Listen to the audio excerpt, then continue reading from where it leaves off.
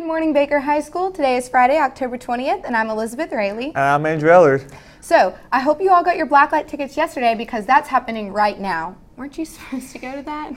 I need to go. Well, I guess I'll be right back after the pledge. Please stand for the pledge. I pledge allegiance to the flag of the United States of America and to the republic for which it stands, one nation, under God, indivisible, with liberty and justice for all. Thank you. We have another anchor on the way, so hopefully they'll be here in a couple announcements. But this week we've partnered with Deaf Teen Quest in participating in Deaf Awareness Week, and today is their final sign language lesson that you can use to communicate with our hard of hearing students. Here's today's lesson. What do you like to do for fun? I like to play basketball, football, and listen to music. This is how you say what you like to do for fun. Do what? Like this? Like middle finger and your thumb together. Like in fun. Two fingers. Fun.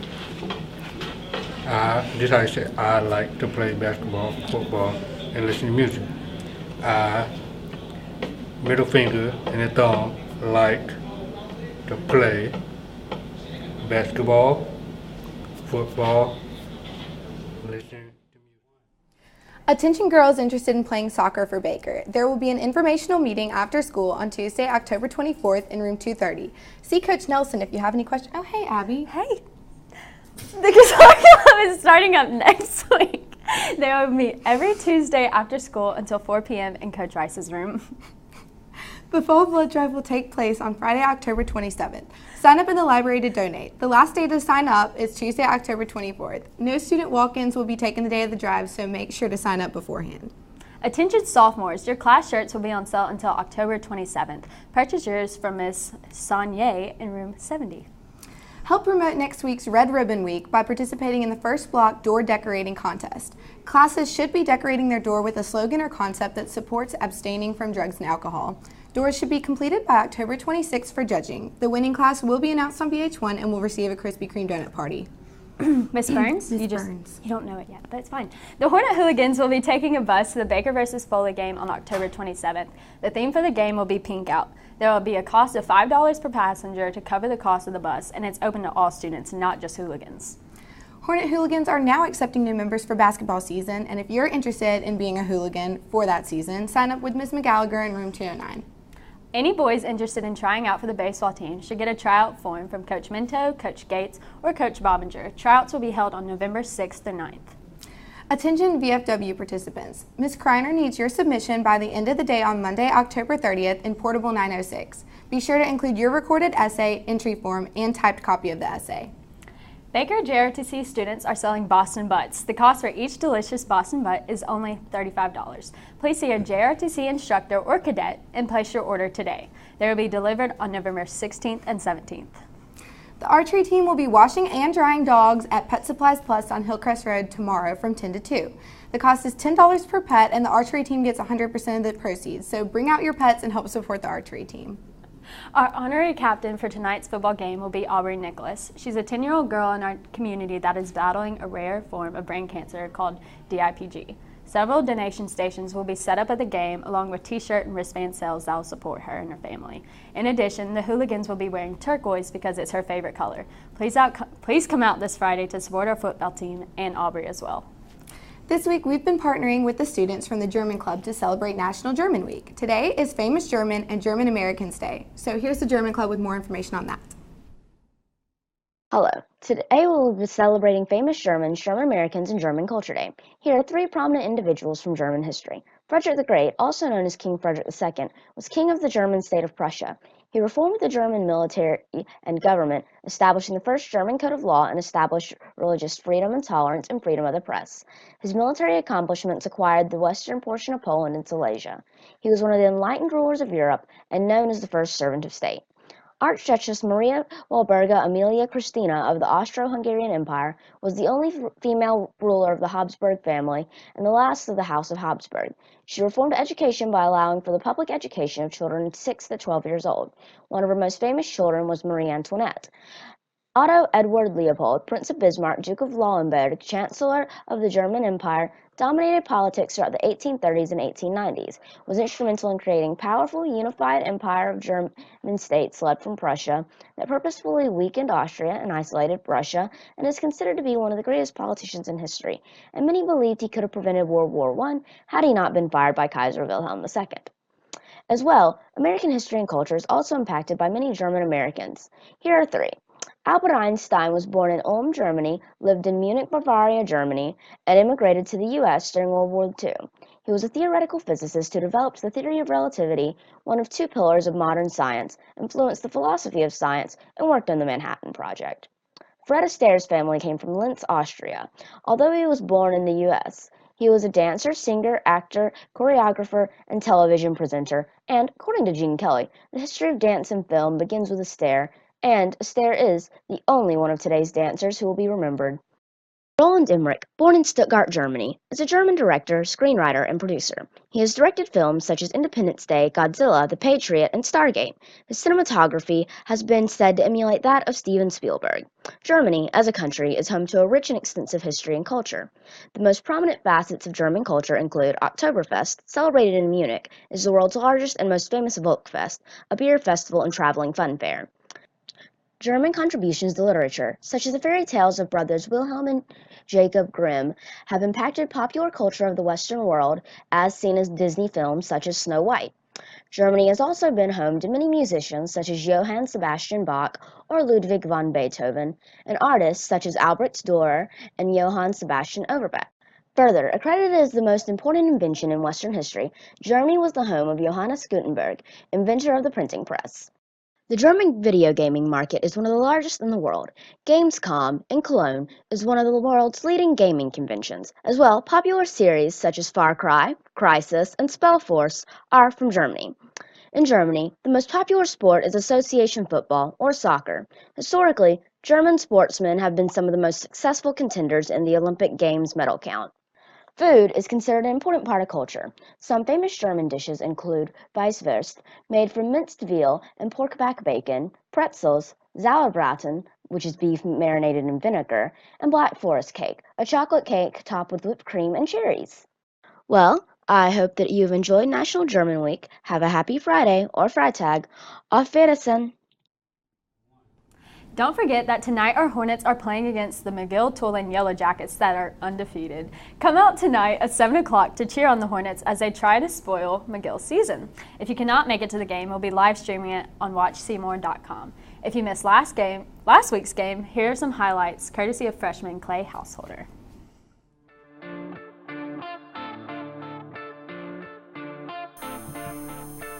Third and long, number 2. In trouble, and down he goes. They're going to mark the spot at midfield. It's going to be 4th down.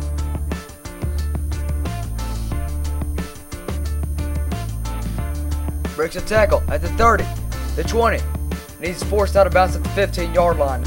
1st and 10. Handoff to Fernando Billups. Running up the sideline at the 45, 40, inside the 40, and brought down near the 38. Given to Jacoby Rogers at the 45, 50 of the sideline inside the 40. Good snap, good hold, kick is good. 40-yard line, handoff to Joshua Pruitt.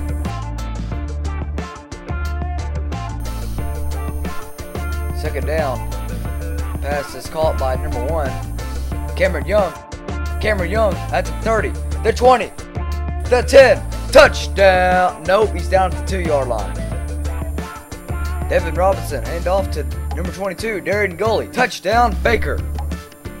And Baker has the first touchdown of the game. Just a few minutes to go in the third quarter, 4th and 1. Looks like the offense for Bryan is going to stay on the field. This is a big play right here. Quarterback is going to run it, and he stopped short. Turnover on downs. Baker has it. 4th down, Baker's going to punt. Here comes the snap. Oh, wait, it's a fake. He's going to try to run it. Makes a move up to the right sideline. Fernando Billups, and he gets the 1st down. What a run. 2nd down from their own 42-yard line. Reese in the shotgun. They're going to throw on second down to the left sideline. Pass is caught by Dontavius Hill. 1st and 10. Pass to number 1, Cameron Young. Oh, he's tackled inside the 20.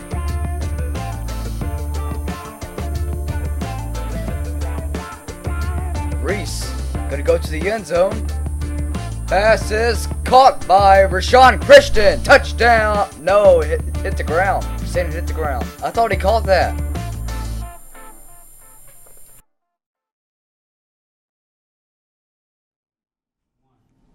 That's all we have for today, Baker. I'm Elizabeth Rayleigh. And I'm Abby Tucker. We'll see you Monday, but right now stay tuned for a video from Deaf Teen Quest in which they are answering some common questions for deaf students and clarifying some misconceptions. Bye. Hope to see you at the game wearing turquoise. Bye.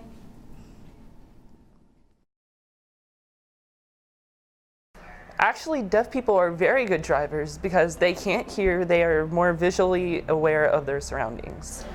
No, all countries have their own sign language.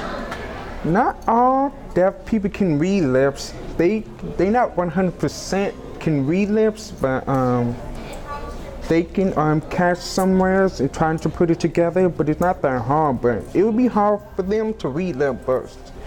Not all, but some do. It's like you can't hear very many noises, but I wasn't very accepting at it at first because I just didn't want to have hearing loss at first. But then whenever I joined Deaf Teen Quest, I was more accepting of hearing loss and deafness. So the deaf people get in the job, what they can do to be a chef or be a teacher for the deaf and or do their own personal business, something like that, something easy for them to deal with their abilities. And for me, I work as a paraprofessional here for the Regional School for the Deaf. I am happy that I'm hard of hearing because I was actually able to learn sign language with communicating with deaf and hard of hearing people. No, I want to be deaf. You know, my family, they're all hearing. I don't understand them, and we have a lot of struggles, but that's all right. You know, when I go out and meet deaf people and other people, it's all right for me to be deaf. Yes. Why? Because it's better, so you could talk to your friends.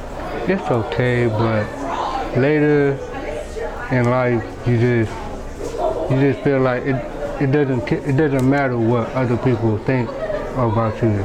Just worry about yourself, and I feel like I'm good being there for hard of hearing. I'm okay with it, and I love my life so far. No, I can still be deaf, and I'm proud of myself, and I'm fine the way I am. Well, yes. You know, because I want to hang out with hearing people, and so I feel left out, you know, because I have to use sign language and they use their voice, and so I don't use my voice, so it's hard to socialize with them because of our different languages. You know, 80% of the world is hearing and only 20% deaf, so the deaf community is small, so yeah, I wish I could be hearing to interact with more people. I wish I was hard of hearing, so I wouldn't have so many struggles, you know, like reading lips, and like I can't talk with my parents because they can't talk with me. Also, I would like to talk to my friends. Yes, I wish I could hear more and stuff, like in the classroom, like hear my teachers and hear other people talking about you, because sometimes you can't hear people that's whispering about you and stuff like that, and it's hard to hear. And so, and then I really think the hearing aids help me because I can hear a lot too, hear more.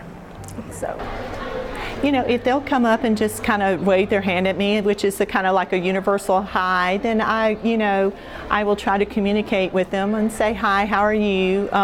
We can sit down and try to talk. You know, it'd be cool. We could write back and forth to each other. I could try to teach them signs. I really enjoy friends, and I like to teach people signs. Well, first you should get your phone out and you should text it and show it to the deaf person, or just get a pen and write. Well, me, I'm hard of hearing, so I can hear a little bit and I can talk, so it's okay to talk to me. You can use a piece of paper and write it down what you want to say or ask something or whatever, or you can, if there's no interpreter around you, you can just use a phone or whatever. Either two is possible for you. Well, it's a good question. If I'm hearing, what I would do, you could use gestures. A hearing person could use gestures, or they could take out their phone and try to type a message. And so we could text back and forth to each other. Yes, I like music. It's one of my favorite things. I really enjoy American music. Through my hearing aid and my cochlear, I can listen and dance, and it can make me feel sad or happy. So it affects how I feel. So I really do like to hear music. Yes, I can hear music, and I can use my earbuds and take my hearing aids off and use my earbuds and listen to music. Or some people use a loudspeaker to feel vibration and to feel the music and the beats and everything. So it's not all deaf people can hear music, but some do. I can hear the music. I really enjoy listening to the different instruments. I really love hearing the variety in instruments. Well, I think yes, my baby will, because I'm